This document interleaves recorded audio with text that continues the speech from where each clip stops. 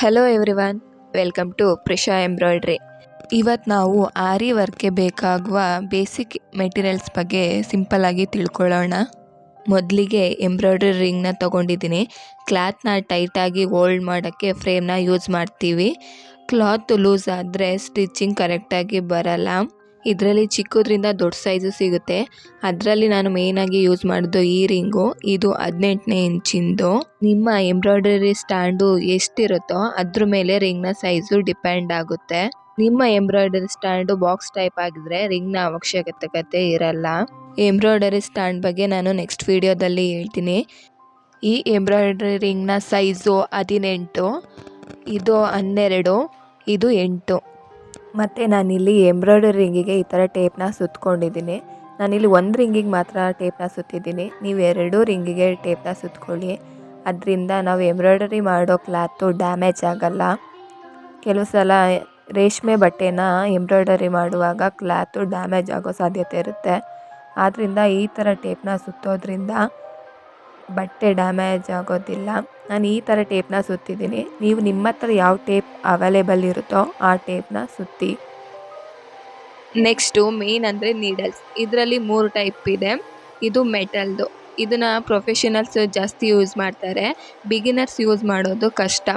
ಇದು ನೋಡೋಕ್ಕೆ 3 ಒಂದೇ ಥರ ಕಾಣಿಸುತ್ತೆ. ಬಟ್ ಇದನ್ನು ಒಂದು ಜರಿಗೆ, ಒಂದೆಳೆ ದಾರಕ್ಕೆ 2 ಎಳೆ ದಾರ ಅಂತ ಬೇರೆ ಬೇರೆದಕ್ಕೆ ಯೂಸ್ ಮಾಡ್ತೀವಿ.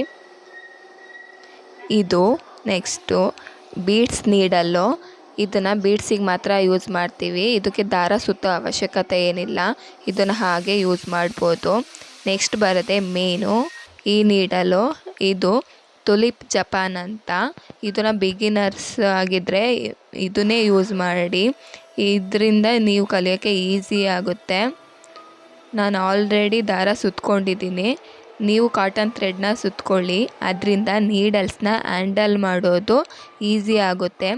ಥ್ರೆಡ್ ಸುತ್ತೋ ವಿಡಿಯೋ ಏನಾದರೂ ಬೇಕು ಅಂತ ಅಂದರೆ ಕಾಮೆಂಟ್ ಮಾಡಿ.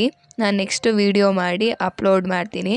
ಮತ್ತು ಇದ್ರ ಸೈಜು ಒಂದು 12, ಒಂದು 14, ಒಂದು 24.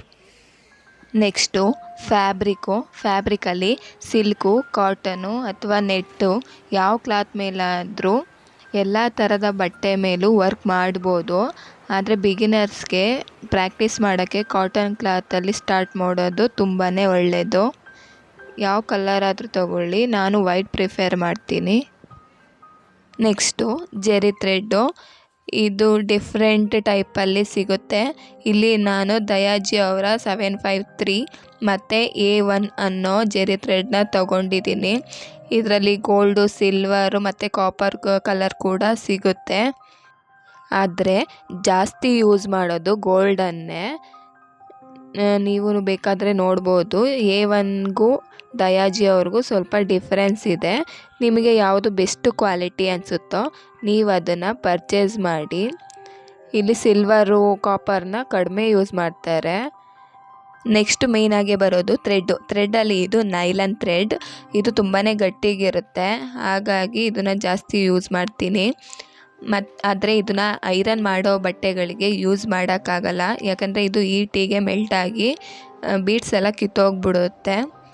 ಇದನ್ನು ನಾನು ಆನ್ಲೈನಲ್ಲಿ ಪರ್ಚೇಸ್ ಮಾಡಿದ್ದು. ನಿಯರ್ ಶಾಪಲ್ಲಿ ಕೂಡ ಅವೈಲೇಬಲ್ ಇದೆ. ನೆಕ್ಸ್ಟು ಈ ಥ್ರೆಡ್ನ ಕಾಮನ್ ಆಗಿ ಸ್ಟಿಚಿಂಗಲ್ಲಿ ಯೂಸ್ ಮಾಡಿರ್ತಾರೆ, ನೀವು ನೋಡ್ಬೋದು. ಇದನ್ನು ಆರಿ ವರ್ಕ್ನಲ್ಲೂ ಯೂಸ್ ಮಾಡ್ತೀವಿ. ಇದು ಕೂಡ ನೈಲನ್ ಥ್ರೆಡ್ ಥರನೇ ಗಟ್ಟಿಗಿರುತ್ತೆ.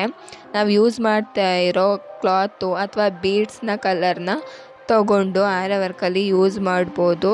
ಕಾಮನಾಗಿ ಈ ಥ್ರೆಡ್ನ ಆರಿ ವರ್ಕಲ್ಲಿ ಜಾಸ್ತಿ ಯೂಸ್ ಮಾಡ್ತಾರೆ. ನೆಕ್ಸ್ಟ್ ಬರೋದು ಮಾರ್ಕಿಂಗ್ ಅಂತ ಬಂದಾಗ ತುಂಬ ಐಟಮ್ಗಳಲ್ಲಿ ನಾವು ಮಾರ್ಕಿಂಗ್ನ ಮಾಡ್ಕೋಬೋದು. ಅದರಲ್ಲಿ ಮೊದಲಿಗೆ ಈ ಥರ ಪೆನ್ಸಿಲ್ಲು. ಇದು ಅಪ್ಸರ ಪೆನ್ಸಿಲ್ಲು. ಇದರಲ್ಲಿ ತುಂಬ ಡಿಫ್ರೆಂಟ್ ಕಲರ್ಗಳು ಸಿಗುತ್ತೆ. ಇದು ನಾರ್ಮಲ್ ಬುಕ್ ಸ್ಟೋರಲ್ಲೂ ಅವೈಲೇಬಲ್ ಇದೆ, ಆನ್ಲೈನಲ್ಲೂ ಪರ್ಚೇಸ್ ಮಾಡ್ಬೋದು. ಬಟ್ ಇದನ್ನು ಕೆರೋಸಿನ್ ಆಯಿಲಿಂದ ಮಾತ್ರ ರಿಮೂವ್ ಮಾಡ್ಬೋದು. ಮತ್ತು ನೆಕ್ಸ್ಟು ನಾರ್ಮಲಾಗಿ ಚಾಪೀಸ್. ಈ ನಾರ್ಮಲ್ ಚಾಪೀಸಿಂದನೂ ಮಾರ್ಕಿಂಗ್ನ ಮಾಡ್ಕೋಬೋದು. ಯಾವ ಥರ ಮಾಡಬೇಕು ಏನು ಅನ್ನೋದನ್ನ ನಾನು ಮಾರ್ಕಿಂಗ್ ಬೇಸಿಕ್ ಕ್ಲಾಸಲ್ಲಿ ತಿಳಿಸ್ಕೊಡ್ತೀನಿ. ನೆಕ್ಸ್ಟ್ ಬರೋದು ಈ ಥರ ಚಾಪೀಸ್. ಇದು ಟೈಲರಿಂಗ್ ಇದರಲ್ಲಿ ನೀವು ನೋಡಿರ್ಬೋದು. ಇದರಲ್ಲೂ ಡಿಫ್ರೆಂಟ್ ಕಲರ್ಗಳು ಸಿಗುತ್ತೆ ಮತ್ತು ಇದನ್ನು ಯೂಸ್ ಮಾಡೋದು ತುಂಬಾ ಈಸಿ. ನೆಕ್ಸ್ಟ್ ಬರೋದು ಈ ಥರ ಪೆನ್. ಇದನ್ನು ನಾನು ಆನ್ಲೈನಲ್ಲಿ ಪರ್ಚೇಸ್ ಮಾಡಿದ್ದು. ಇದರಲ್ಲೂ ಡಿಫ್ರೆಂಟ್ ಕಲರ್ಗಳು ಸಿಗುತ್ತೆ. ಮೇಯ್ನಾಗಿ ಇದ್ರ ಯೂಸ್ ಏನಪ್ಪ ಅಂತ ಅಂದರೆ ಇದನ್ನು ಐರನ್ ಮಾಡಿದ ತಕ್ಷಣ ಇದು ಹೋಗ್ಬಿಡುತ್ತೆ. ಮತ್ತು ಪೆನ್ನು ಸಣ್ಣದಾಗಿ ಬರೆಯೋದ್ರಿಂದ ನಾವು ಮಾಡಿದ್ದ ಎಂಬ್ರಾಯ್ಡ್ರಿಯಿಂದ ಅದು ಇನ್ವಿಸಿಬಲ್ ಆಗಿ ಕಾಣುತ್ತೆ. ಇದು ತುಂಬಾ ಯೂಸೇಬಲ್ ಪ್ರಾಡಕ್ಟ್ ಅಂತಲೇ ಹೇಳ್ಬೋದು. ಇದು ಮಾರ್ಕಿಂಗ್ ಶೀಟ್. ಇದು A4 ಸೈಜಲ್ಲೂ ಸಿಗುತ್ತೆ ಮತ್ತು ಒಂದು ರೋಲ್ ಟೈಪಲ್ಲೂ ಕೂಡ ಸಿಗುತ್ತೆ. ನಿಮ್ಮ ಹತ್ರ ಮಾರ್ಕಿಂಗ್ ಶೀಟ್ ಇಲ್ಲ ಅಂತ ಅಂದರೂ ಬೇರೆ ಯಾವ ಶೀಟ್ನ ಯೂಸ್ ಮಾಡಿ ಮಾರ್ಕಿಂಗ್ ಮಾಡ್ಕೋಬೋದು ಅಂತ ನಾನು ಮಾರ್ಕಿಂಗ್ ಕ್ಲಾಸ್ನಲ್ಲಿ ತಿಳಿಸ್ಕೊಡ್ತೀನಿ. ನೀವು ಈ ವಿಡಿಯೋನ ಮಿಸ್ ಮಾಡ್ಕೋಬಾರ್ದು ಅಂದರೆ ನನ್ನ ಚಾನಲ್ನ ಈಗಲೇ ಸಬ್ಸ್ಕ್ರೈಬ್ ಮಾಡ್ಕೊಳ್ಳಿ. ನೆಕ್ಸ್ಟು ಆರಿ ವರ್ಕ್ನಲ್ಲಿ ನಾವು ಮಾರ್ಕಿಂಗಿಗೆ ಈ ಥರ ಕಾರ್ಬನ್ ಶೀಟ್ನ ಯೂಸ್ ಮಾಡ್ತೀವಿ. ಇದರಲ್ಲಿ ವೈಟ್ ಮತ್ತು ಬ್ಲೂ ಸಿಗುತ್ತೆ. ಆರಿ ವರ್ಕ್ನಲ್ಲಿ ಜಾಸ್ತಿ ಯೂಸ್ ಮಾಡೋದು ವೈಟ್ ಕಾರ್ಬನ್ ಶೀಟ್ನ. ನಾವು ನಾರ್ಮಲಾಗಿ ಬುಕ್ ಸ್ಟೋರಲ್ಲೂ ಕೂಡ ಇದು ಅವೈಲೇಬಲ್ ಇರುತ್ತೆ.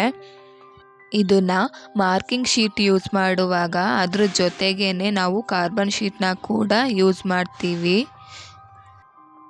ನೆಕ್ಸ್ಟು ಬೇಸಿಕ್ಕಾಗಿ ಬರೋದು ಸ್ಮಾಲ್ ಕಟ್ಟರ್, ಮೆಜರ್ಮೆಂಟ್ ಟೇಪ್ ಮತ್ತು ಸ್ಕೇಲ್. ನೆಕ್ಸ್ಟು ಇದು ಗ್ಲೂ. ಇದರಲ್ಲಿ 2 ಟೈಪ್ ಇದೆ. ಇದರಲ್ಲಿ ಯಾವುದಕ್ಕೆ ಯೂಸ್ ಮಾಡಬೇಕು ಅನ್ನೋದನ್ನ ಬೇಸಿಕ್ಕಾಗಿ ತಿಳ್ಕೊಂಡಿರಬೇಕು. ಇದು ನಾರ್ಮಲ್ ಗ್ಲೂ, ಎಲ್ಲ ಥರದ ಸ್ಟೋನ್ ಅಂಟಿಸೋಕ್ಕೆ ಯೂಸ್ ಮಾಡ್ತೀವಿ. ಮತ್ತು ಇದು B7000. ಇದನ್ನು ಕುಂದನ್ಗೆ ಮಾತ್ರ ಯೂಸ್ ಮಾಡೋದು. ನೆಕ್ಸ್ಟ್ ಇದು ಸಿಲ್ಕ್ ಥ್ರೆಡ್. ನಾರ್ಮಲಾಗಿ ಸೀರೆ ಕುಚ್ಚುಗಳಲ್ಲಿ ಯೂಸ್ ಮಾಡೋ ಸಿಲ್ಕ್ ಥ್ರೆಡ್ಡನ್ನೇ ನಾವು ಆರಿ ವರ್ಕ್ನಲ್ಲಿ ಫ್ರೆಂಚ್ ನಾಟ್ ಹಾಕೋಕ್ಕೆ ಯೂಸ್ ಮಾಡ್ತೀವಿ. ಇದರಲ್ಲಿ ಡಿಫ್ರೆಂಟ್ ಕಲರ್ಗಳು ಸಿಗುತ್ತೆ. ಸ್ಯಾರಿ ಮ್ಯಾಚಿಂಗ್ ಥ್ರೆಡ್ನ ತೊಗೋಬೇಕಾಗುತ್ತೆ. ಇದು ಫಿಲ್ಲಿಂಗ್ ಥ್ರೆಡ್. ಇದನ್ನು ಫಿಲ್ಲಿಂಗ್ ಮಾಡುವಾಗ ಬೇಸಾಗಿ ಯೂಸ್ ಮಾಡ್ತೀವಿ. ಮತ್ತು ಫಿಲ್ಲಿಂಗ್ ಮಾಡಲಿಕ್ಕೆ ಬೇಸಾಗಿ ನಾವು ಇನ್ನೊಂದನ್ನು ಯೂಸ್ ಮಾಡ್ತೀವಿ. ಇದು ಬಫ್ ಶೀಟು. ಇದನ್ನು ಅಂಗಡೀಲಿ ಮೀಟ್ರ್ ಲೆಕ್ಕದಲ್ಲಿ ತೊಗೋಬೋದು, ಅಥವಾ ಕೆಲವು ಸಲ ನಾವು ಹೊಸ ಬಟ್ಟೆ ತೊಗೊಂಡಾಗ ಬಟ್ಟೆ ಜೊತೆಲೇ ಬಂದಿರುತ್ತೆ, ನೀವು ನೋಡಿರ್ಬೋದು. ಇದನ್ನು ಕೂಡ ಬೇಸಾಗಿ ಯೂಸ್ ಮಾಡ್ತೀವಿ. Next stitching stone. ಇದರಲ್ಲಿ ಹೋಲ್ ಇರುತ್ತೆ, ಸ್ಟಿಚ್ ಮಾಡಿ ಫಿಕ್ಸ್ ಮಾಡಬೇಕಾಗುತ್ತೆ. ಇದರಲ್ಲಿ different colour, different sizes, different shape ಕೂಡ ಸಿಗುತ್ತೆ. ಇದು ಸ್ಟಿಕ್ ಸ್ಟೋನ್. ಇದಕ್ಕೆ ಹೋಲ್ ಇರೋದಿಲ್ಲ, ಗ್ಲೂ ಹಾಕಿ ಅಂಟಿಸೋದಷ್ಟೇ. ಇದರಲ್ಲಿ ಡಿಫ್ರೆಂಟ್ ಕಲ್ಲರು, ಸೈಜು ಸಿಗುತ್ತೆ. ಮತ್ತು ಇವನ್ನ ನೀವು ಮುಂಚೆನೇ ತಗೋಬೇಕು ಅಂತ ಏನಿಲ್ಲ, ನಿಮಗೆ ನೀಡಿದ್ದಾಗ ಮಾತ್ರ ತಗೊಳ್ಳಿ. ಇವು ಗ್ರಾಮ್ ಲೆಕ್ಕದಲ್ಲಿ ಸಿಗುತ್ತೆ. ಆರಿ ವರ್ಕ್ನಲ್ಲಿ ಡಿಫ್ರೆಂಟ್ ಲುಕ್ ಕೊಡೋದೇ ಈ ಥರ ಸ್ಟೋನ್ಸ್ಗಳು. ಇವನ್ನ ಅಂಟಿಸೋಕೆ ಈ ಥರ ಗ್ಲೂನ ಯೂಸ್ ಮಾಡಿ. ಆದರೆ ಈ ಥರ ಗ್ಲೂನ ಯೂಸ್ ಮಾಡಬೇಡಿ, ಸರಿಯಾಗಿ ಸ್ಟಿಕ್ ಆಗೋದಿಲ್ಲ. ಇದು ವೈಟ್ ಸ್ಟಿಕ್ ಸ್ಟೋನು. ವರ್ಕಲ್ಲಿ ಈ ಥರ ಸ್ಟೋನ್ಗಳನ್ನ ಯೂಸ್ ಮಾಡೋದ್ರಿಂದ ಬ್ಲೌಸಿಗೆ ಒಂದೊಳ್ಳೆ ಲುಕ್ ಕೊಡುತ್ತೆ ಮತ್ತು ಒಂದೊಳ್ಳೆ ಗ್ರ್ಯಾಂಡ್ ಲುಕ್ ಕೊಡುತ್ತೆ. ಇವು ಕುಂದನ್ಸ್. ಇದರಲ್ಲೂ ಡಿಫ್ರೆಂಟ್ ಸೈಜು, ಕಲ್ಲರು ಮತ್ತು ಶೇಪ್ನ ನೋಡ್ಬೋದು. ಈ ಥರ ಟ್ರಯಾಂಗಲ್, ಬಾಕ್ಸ್, ಐ ಶೇಪಲ್ಲಿ ಸಿಗುತ್ತೆ.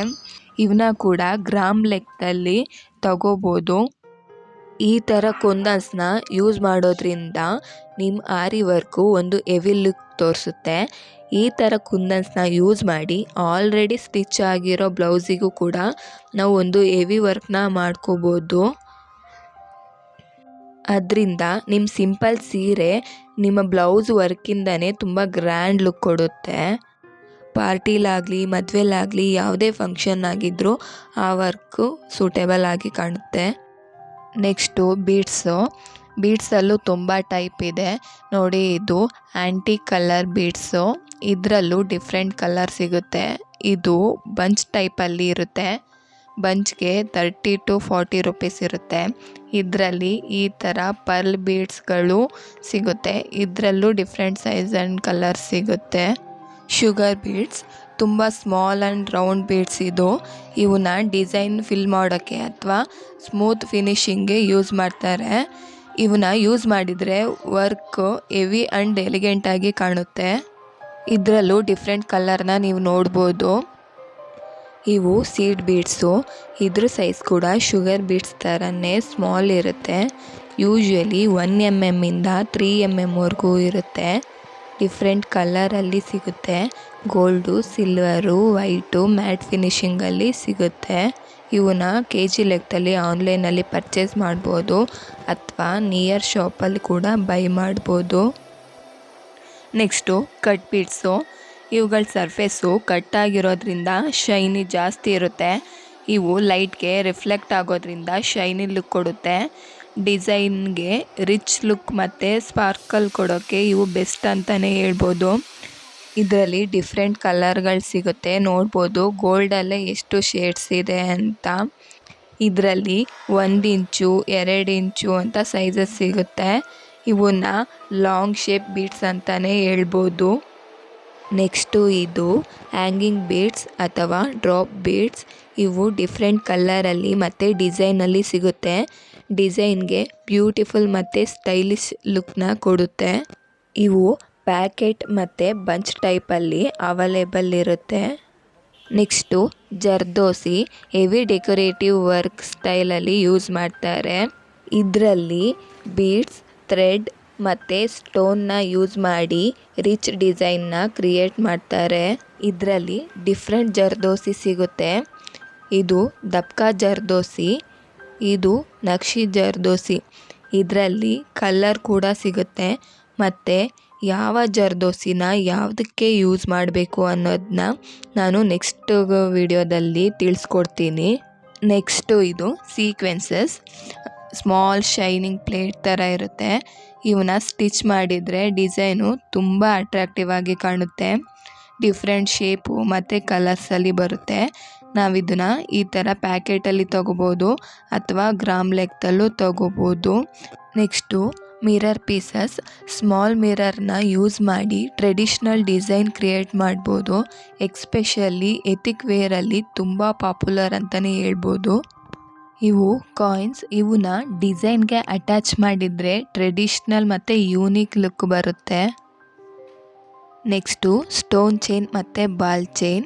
ಬರೀ ಇವುಗಳನ್ನೇ ಯೂಸ್ ಮಾಡಿ ನಾವು ಸಿಂಪಲ್ ಯೂನಿಕ್ ಡಿಸೈನ್ನ ನಾವು ಕ್ರಿಯೇಟ್ ಮಾಡ್ಬೋದು.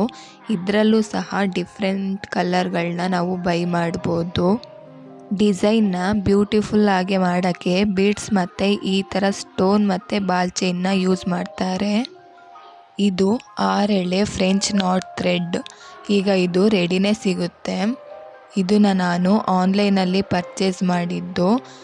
ಇದು ನಿಮಗೆ ಸಿಗಲ್ಲ ಅಂದರೆ ಈ ಥರ ಮಷಿನ್ ಎಂಬ್ರಾಯ್ಡ್ರಿ ಥ್ರೆಡ್ನ ತಗೊಂಡು ಯೂಸ್ ಮಾಡ್ಬೋದು. ಥ್ರೆಡ್ನ 6 ಎಳೆಯಲ್ಲಿ ಮಾಡಿಕೊಂಡು ಯೂಸ್ ಮಾಡ್ಬೋದು. ಆ ಥರ ಮಾಡಲಿಕ್ಕೆ ಟೈಮ್ ಆಗುತ್ತೆ ಅನ್ನೋದಾದರೆ ನೀವು ಈ ಥರ ರೆಡಿ ಥ್ರೆಡ್ನೇ ಬೈ ಮಾಡಿ ಯೂಸ್ ಮಾಡ್ಬೋದು. ಅದರಿಂದ ಟೈಮ್ ಕೂಡ ಸೇವ್ ಆಗುತ್ತೆ. ಇದರಲ್ಲಿ ಗೋಲ್ಡು, ಸಿಲ್ವರು, ಕಾಪರ್ ಥರ ಡಿಫ್ರೆಂಟ್ ಕಲರ್ಗಳು ಸಿಗುತ್ತೆ. ಕೊನೆಯದಾಗಿ ನನ್ನ ಸಜೆಷನ್ ಏನಪ್ಪ ಅಂದರೆ ಯಾವಾಗಲೂ ಮೆಟೀರಿಯಲ್ಸ್ ಕ್ವಾಲಿಟಿನ ನೋಡಿ ತಗೊಳ್ಳಿ. ಚೀಪ್ ಮೆಟೀರಿಯಲ್ಸ್ನ ಯೂಸ್ ಮಾಡಿದರೆ ಡಿಸೈನ್ ಲಾಂಗ್ ಲಾಸ್ಟಿಂಗ್ ಆಗಿ ಉಳಿಯಲ್ಲ. ಪ್ರಾಪರ್ ಟೂಲ್ನ ಯೂಸ್ ಮಾಡಿದರೆ ವರ್ಕ್ ಮಾಡೋದು ಈಸಿ ಆಗುತ್ತೆ. ನೋಡಿದ್ರಲ್ಲ, ಇವೆಲ್ಲ ಮೆಟೀರಿಯಲ್ಸ್ನ ಯೂಸ್ ಮಾಡಿ ನಿಮ್ಮ ಆರಿ ವರ್ಕ್ನ ಇನ್ನೂ ಕ್ರಿಯೇಟಿವ್ ಮತ್ತು ಅಟ್ರ್ಯಾಕ್ಟಿವ್ ಮಾಡ್ಬೋದು. ನೆಕ್ಸ್ಟ್ ಕ್ಲಾಸಲ್ಲಿ ಬೇಸಿಕ್ ಸ್ಟಿಚ್ನ ಹೇಗೆ ಹಾಕೋದು ಅಂತ ನೋಡೋಣ. ಆ ವಿಡಿಯೋನ ನೀವು ಮಿಸ್ ಮಾಡ್ಕೋಬಾರ್ದು ಅಂದರೆ ನಮ್ಮ ಚಾನಲ್ಗೆ ಈಗಲೇ ಸಬ್ಸ್ಕ್ರೈಬ್ ಮಾಡಿರಿ. ವಿಡಿಯೋ ಇಷ್ಟ ಆಗಿದ್ದರೆ ಲೈಕ್ ಮಾಡಿ, ಶೇರ್ ಮಾಡಿ, ಕಮೆಂಟ್ ಮಾಡೋದನ್ನ ಮರಿಬೇಡಿ. Thank you for watching.